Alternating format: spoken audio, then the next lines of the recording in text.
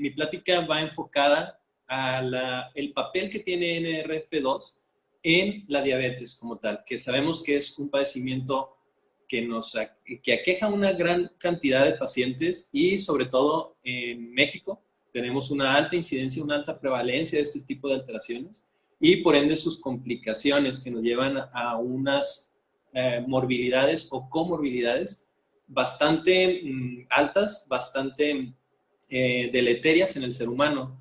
Al momento de estar utilizando este tipo de productos, prometemos mucha salud al paciente, mucha prevención y en algún momento dado revertir ciertas alteraciones. Para poder entender, les voy a dar un antecedente que a lo mejor ya se ha hablado mucho con mis otros colegas. Quiero reforzar un poquitito esta parte del tema, que es el estrés oxidativo. El estrés oxidativo es una situación que se ve en el día a día. Nuestra mera interacción con nuestro medio ambiente promete la generación de estrés oxidativo, promete la producción de unas sustancias que se llaman radicales libres.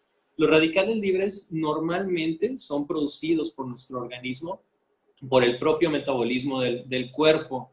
Sin embargo, la interacción con nuestro medio ambiente nos propone una mayor cantidad de radicales libres y por ende un mayor estrés oxidativo.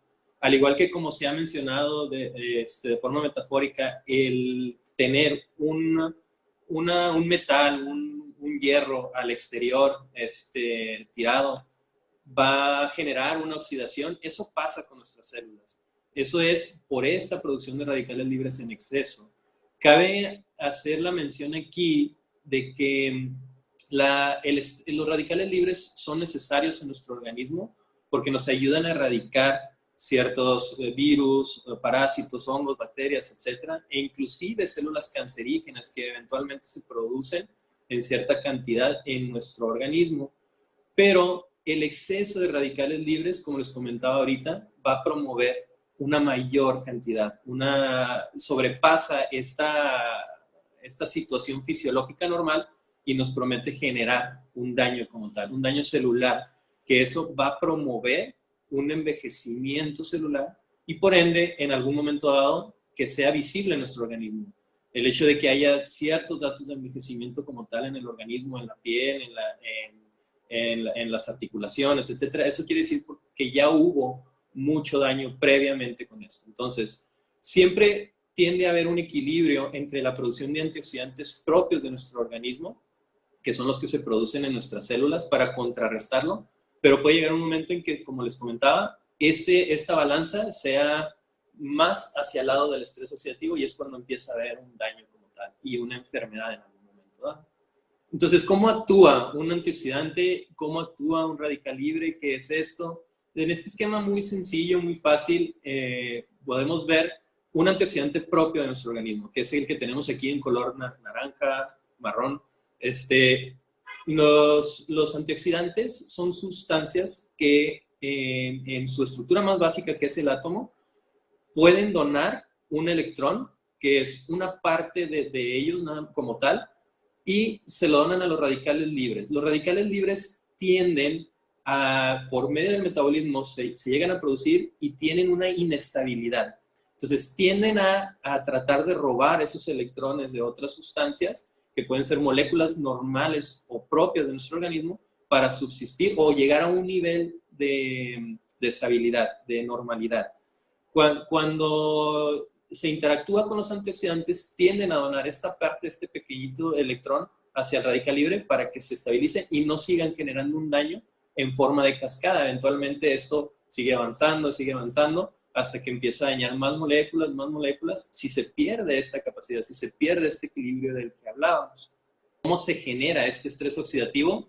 Tenemos, como les comentaba ahorita, la mera interacción con nuestro medio ambiente nos va a ayudar a producir todo eso.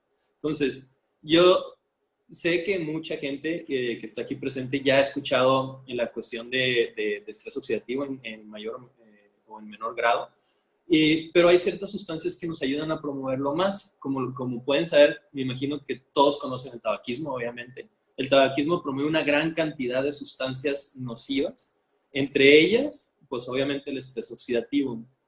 Promovemos unas sustancias dentro del estrés oxidativo se llaman especies reactivas de nitrógeno y especies reactivas de oxígeno. Dentro del tabaco hay una gran cantidad, o se produce una gran cantidad de especies reactivas de nitrógeno, que no son más que radicales libres de lo que hemos estado hablando, y empiezan a generar un daño, como pueden ver aquí en la diapositiva, sobre el ADN, una expresión deficiente.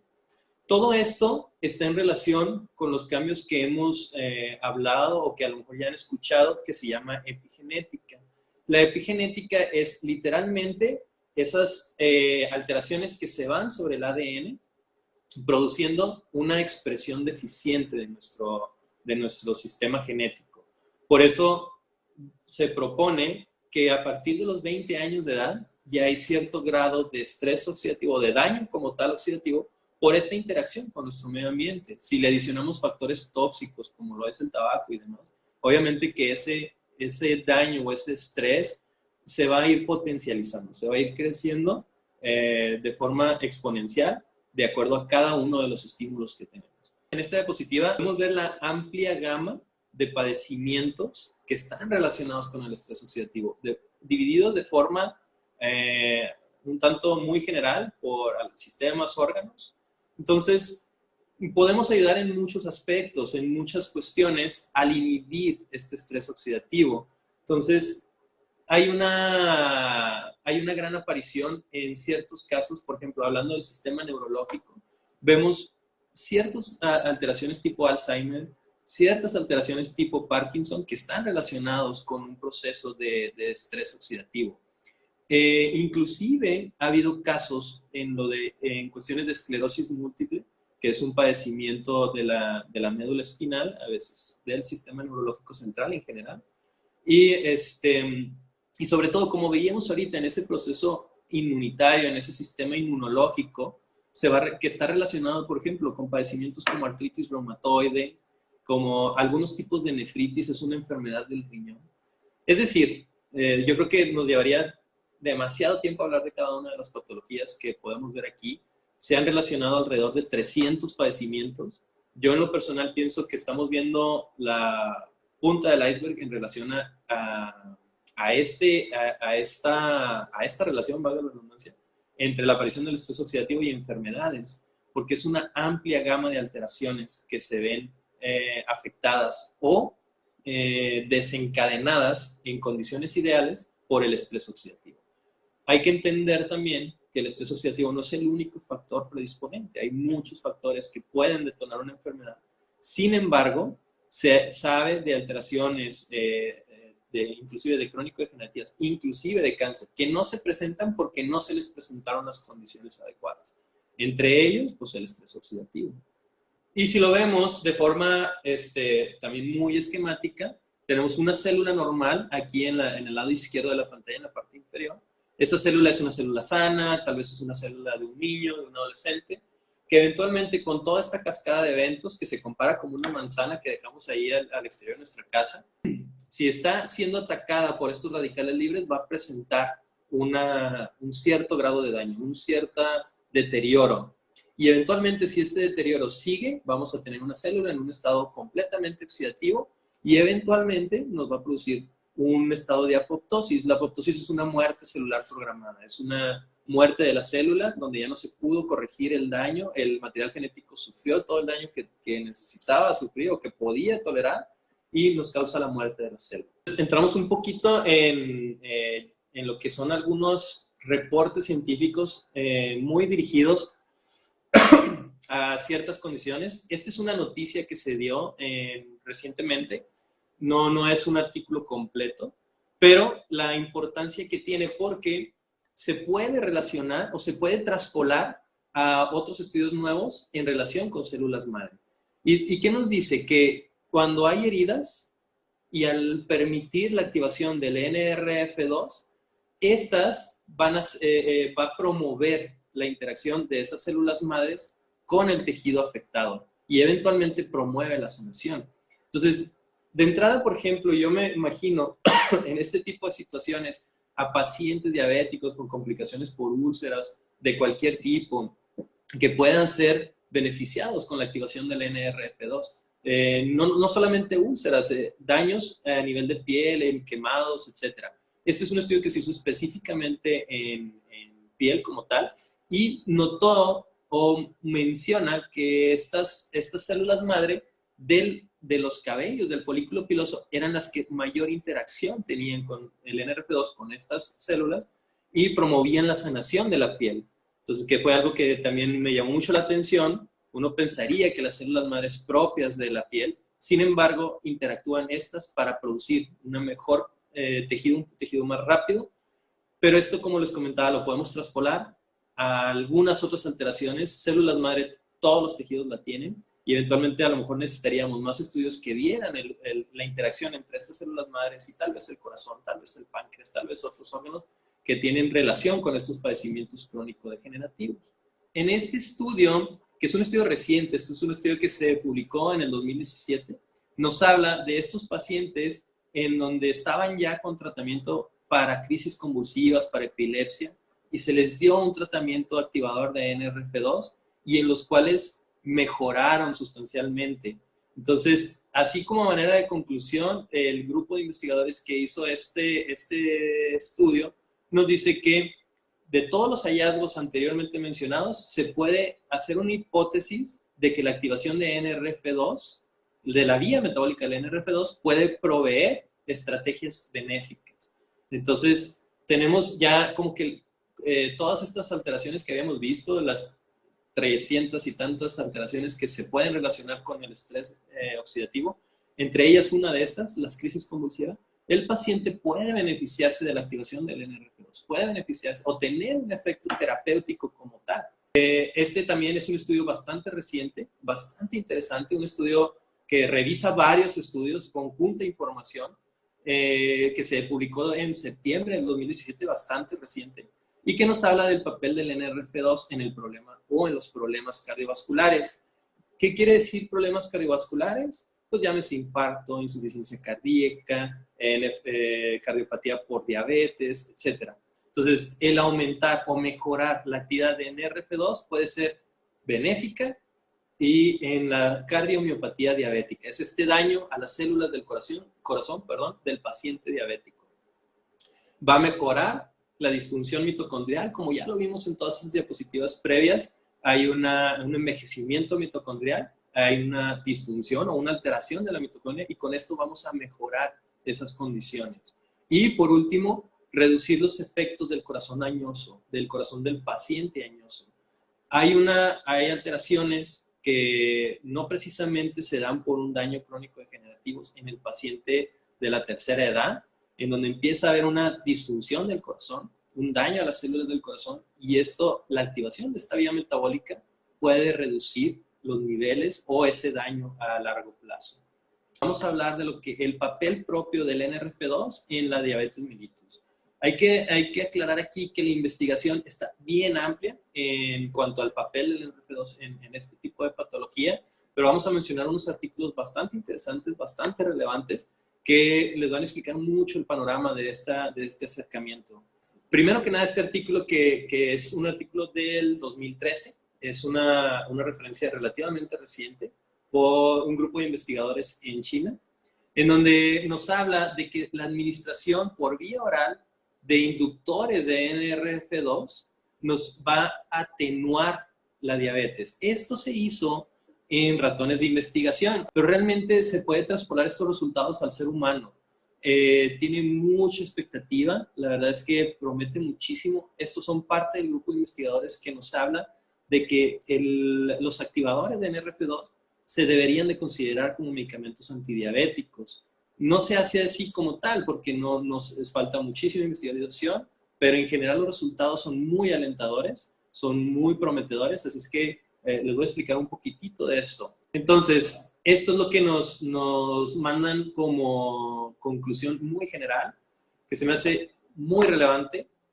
La activación de NRF2 antes del desarrollo de la enfermedad o durante los estadios iniciales de esta alteración, específicamente la nefropatía diabética, va a ser la clave de la intervención para prevenir daño inducido por este estrés oxidativo y la progresión a un padecimiento terminal o una nefropatía diabética como tal.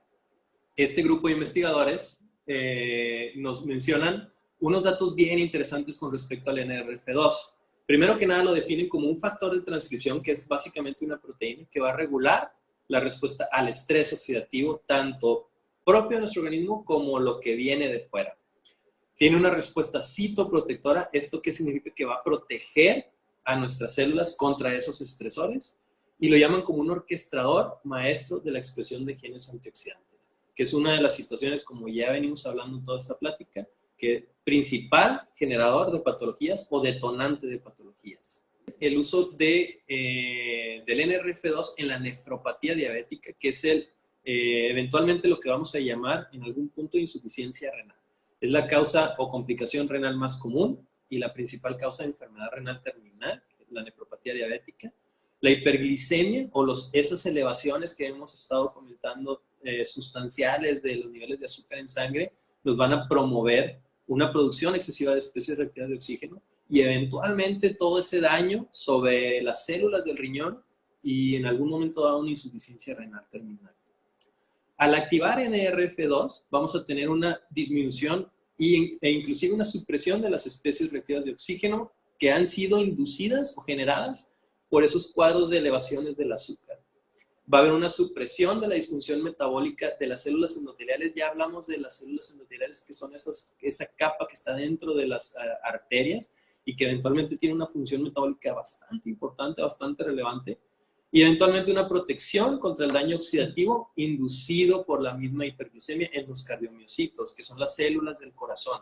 Ya hablamos de esto en el estudio previo, que nos protege contra ese daño, de ese abotagamiento o ese daño propio en las células del corazón del paciente diabético. ¿Cómo lo demuestran este grupo de investigadores? En base a todo este estudio, que es bastante complejo, bastante elaborado, pero a final de cuentas lo sintetizan en estos párrafos. El papel protector del NRF2 sobre la aparición de la nefropatía diabética, primero que nada los glomérulos, que son unas como bolitas en donde están todas las células y arterias propias del riñón, que es una unidad funcional del riñón, van a estar bajo estrés oxidativo. Ya lo hemos visto, ya se ha comprobado. En estos ratones que no estaban produciendo NRF2, había una mayor producción sustancial de este estrés oxidativo, especies reactivas de oxígeno, y consecuentemente daño oxidativo al ADN, que ya lo comentamos en las diapositivas previas. Estos mismos ratones que no producían NRF2 empezaban a generar una liberación de proteínas cuando normalmente no debería haber proteínas en orina, o la cantidad de proteínas en orina es mínima o prácticamente indetectable, pero empiezan a manifestarse mediante ese daño, empiezan como a tener un filtrado inadecuado y empiezan a tener una condición que se llama glomerulosclerosis, que es como un endurecimiento de esa unidad, ya no puede funcionar, ya no tiene esa maleabilidad, y eventualmente eso va a generar mayor daño renal. Y mediante los estudios de función renal que se les hizo, los estudios que se les hizo bajo el microscopio, etcétera, hubo la sobrevivencia en estos pacientes, en estos ratoncitos, era peor o más deficiente cuando no había NRF2 que con la contraparte. En esos pacientes, en estos ratoncitos que sí tenían una producción adecuada de NRF2, tenían una protección sustancial contra este daño.